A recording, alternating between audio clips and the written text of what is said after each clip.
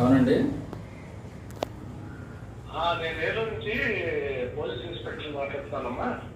ఏలూరు ఏ station అండి? Eluru town అమ్మా. Eluru town. చెప్పండి. ఇప్పుడు మీరు ఏదో ఒకటి తీసుకున్నారు కదా, వడ్డీ లక్ష్మి దగ్గర. అవునండి.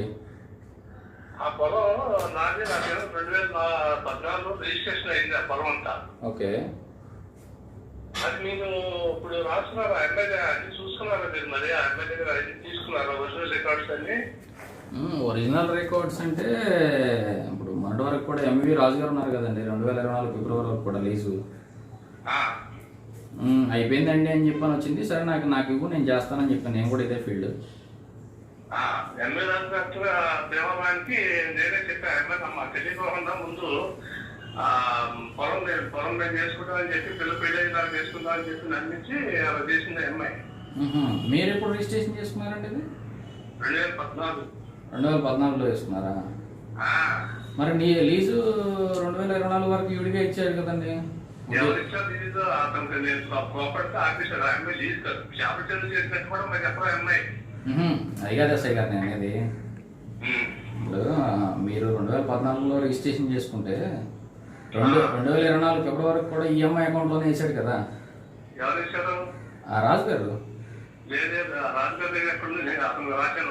వాస్తవానికి మన నరసపూర్ తిరుపతి వస్తుంది రాశాను. ఆయన ఫోన్ పేనే చేశాడు.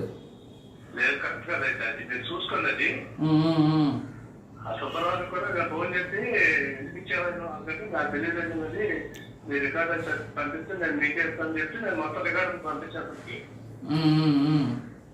పంపిస్తే ఆపేశాడు. ఆపేసిన రోజు నేను లీజు రాశాను. ఇప్పుడు నరసాపురం అతనికి లీజు రాసిన తర్వాత అతను లీజు ఆపేస్తాడు కదా. అతను కూడా ఆ అమ్మాయి ఏం చేసిందంటే పోలీస్ స్టేషన్ కలెక్టర్కి, డీజీపీకి, చీఫ్ మినిస్టర్ అందరికీ రిప్రజెంటేషన్ పెట్టుకుంది. తహసీల్దారు ఆర్డీఓ గారు ఎంక్వైరీ చేశారు. మేమేం చేయలేము, ఇది పక్క రికార్డు అంతా ఆయన మేమేం చేయలేము, నువ్వు కాబట్టి రిజిస్ట్రేషన్ క్యాన్సిల్ చేసుకుని వస్తే మళ్ళీ నీకు అది లీజ్ ఇప్పిస్తామని చెప్పి వాళ్ళు రిపోర్ట్ ఇచ్చారు.